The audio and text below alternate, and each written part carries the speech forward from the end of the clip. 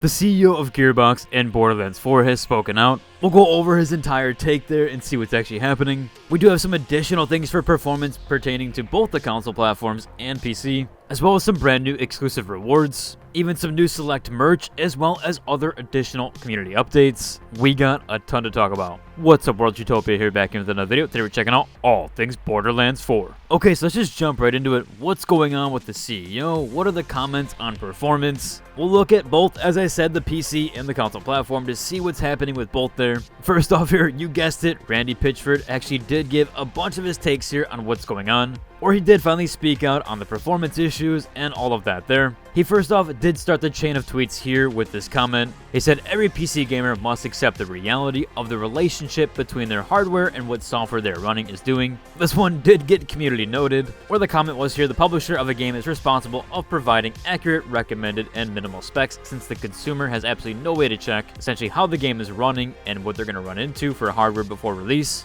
Which, yeah, does make sense. They should provide accurate information there. Again, I've always really disliked when they use 30 and 60 FPS as the baseline. PC gamers don't want that. They want much more. The console platforms don't really care as much. They're okay with 30, 40, and even 60 FPS. However, as a PC gamer, a lot of us like to experience games at 120, even 200 usually, as that's the reason why we spent more money, is to actually play games at higher fidelity and higher frame rate. So hopefully they get better with those baseline checks there. And I do believe having the 60 FPS as a baseline for nearly every single graphics card just doesn't make a whole lot of sense. Again, he did have many more comments here, then we'll get into some community opinions. There was a bunch of tweets, so I'll kind of break these down and summarize them, and mostly pick out the important ones. He does mention with Borderlands 4, every PC gamer has a lot of tools to balance their preferences between FPS resolution and rendering features. If you're happy with the balance between these things you're experiencing, please tune to your preferences with the tools available to you. However, I would actually make a comment on this. Currently, it seems like Lumen and Nanite are baked into the settings. Usually on most games, you're actually able to disable Nanite and even Lumen tech. In fact, if you try using Lumen and even Nanite in Fortnite, it runs pretty bad. Any UE5 game with Nanite and Lumen actually runs fairly worse, especially when you have that enabled. I turn that off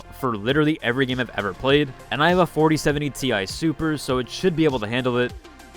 But in any game, it does make me run pretty rough. The fact that I have to turn down lighting settings, which I don't want to do because it also degrades other visuals, just to get Lumen off is unfortunate. And it does seem like Nanite is actually enabled by default. That's that new UE tech where basically it renders things very far away, and it will slowly kind of upgrade the resolution as you get closer. That's the simplification of it. Again, I really do hope we can figure out what settings, or they actually do eventually separate out those toggles. I think that would improve performance quite a bit. So while I understand where he's coming from with this comment, I actually do kind of disagree, mostly because they don't give you all the tools that should be there, especially when it pertains to Nanite and Lumen, which again do seem to be baked into the settings. I hope someone can deep dive more into what's going on there. Again, here he does make a comment saying it's reasonable for developers to focus on default settings, achieving 30 FPS minimum specifications and 60 FPS on recommendation. Again, I just disagree with this. It should be 60 FPS minimum, 120 FPS recommended. That should be the standard on PC. For the console platforms, I get it's a bit different there,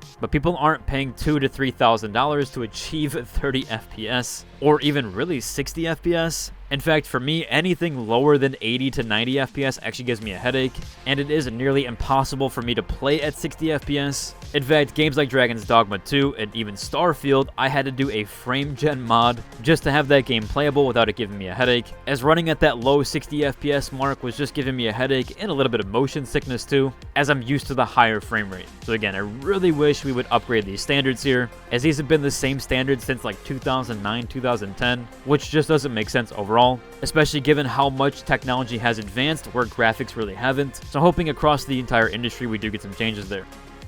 He does, of course, make a few other mentions here, achieving high frame rate with maximum or ultra features. Of course, really just hitting back at the 60 FPS stuff. He does also make a mention here saying to use DLSS, that it's great, and that the game was built to take advantage of it, essentially saying it's not a competitive FPS. I know a lot of games now have been optimizing around DLSS tech, which is a little bit unfortunate there, as if it is optimized out of the gate, then you can handle even higher frame rate and better quality when you use DLAA, which I do think is underrated in a lot of these games, essentially rendering at a higher fidelity or your base resolution, but using a better version of anti-aliasing. He does fit on a few other things here about customer service and customer support. We'll get into those details a little bit more here, where he does have a separate post here saying that customer service reports for Borderlands at roughly 1% of installs, which given the current updated estimates here are around 2.4 million copies sold. I do believe the 1.3 million metric is around Steam users. Again, these are just guesstimates though, we don't have the actual numbers. If we do use that metric though, 2.3 million copies sold, essentially there are around 23,000 reports currently.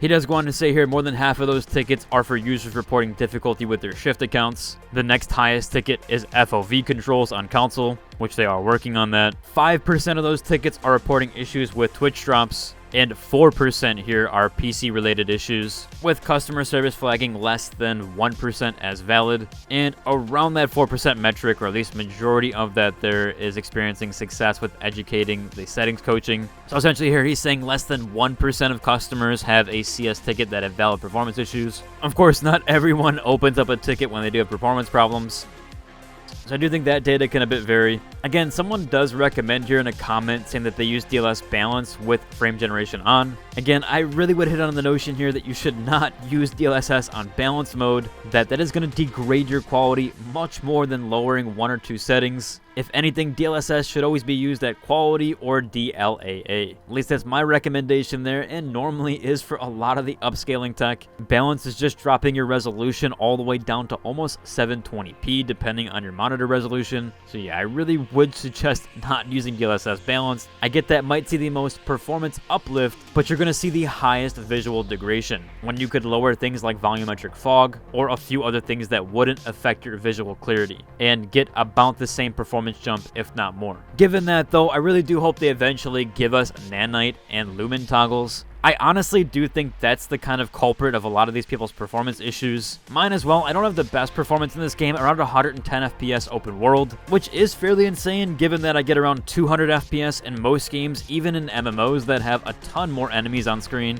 Even in New World, I actually have higher base frame rate, which has over 100 players on my screen at once, and including enemies. So it is a little bit ridiculous there given what is on the screen and what is happening. Although I will say my performance overall isn't terrible, but that is with frame generation on and DLSS quality, of course. As I mentioned though, I really do think if they gave us lumen and nanite toggles, maybe you can't disable nanite just yet, but you should be able to disable lumen. That would potentially give us a lot of a frame rate jump, especially for a lot of the older systems. As far as the consoles go, people have been asking why isn't 60 FPS the standard on launch? That even the PS5 Pro essentially didn't get people that 60 FPS mark for a lot of these games. But we are dealing with a lot of older tech here, and even the upgraded models really aren't going to give you that much of a performance uplift. In fact, we have a post here showing off the PS5 peak performance. This person is literally getting 1 frame per second. Although this does seem like a memory leak, as others had pointed out, and really should have just restarted your game at this point. It is unfortunate there. We basically are kind of hitting two crossroads here.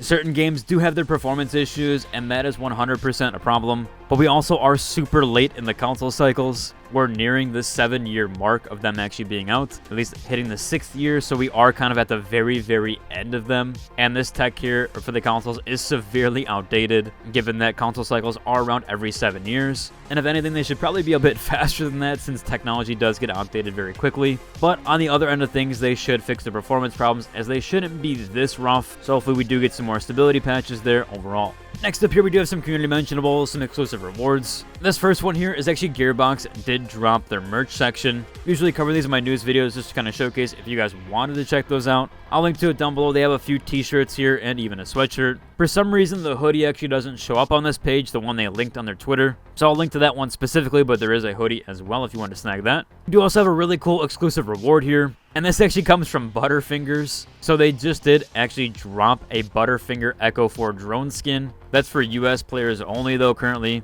You do actually have to sign up with your email and even input your name, etc. It is a bit odd there. Originally when I signed up, it said that I didn't get the Echo 4 drone skin, but I simply just clicked the play again button and then it says I did score one. Not exactly sure what's going on there. There's no purchase necessary for this one, but if you wanted the Butterfinger skin, you can get it by just basically signing up and then clicking play again, I assume, until you get one. and then within 24 hours it'll be in your email. Speaking of the Steam numbers and the numbers we talked about earlier, the Steam charts did hit over 300,000 concurrent player count. In fact, they did hit 304,000 on Sunday, so a pretty high number there overall. Overall, it should about cover for today's video. If you enjoyed, like, subscribe, and until the next one, deuces.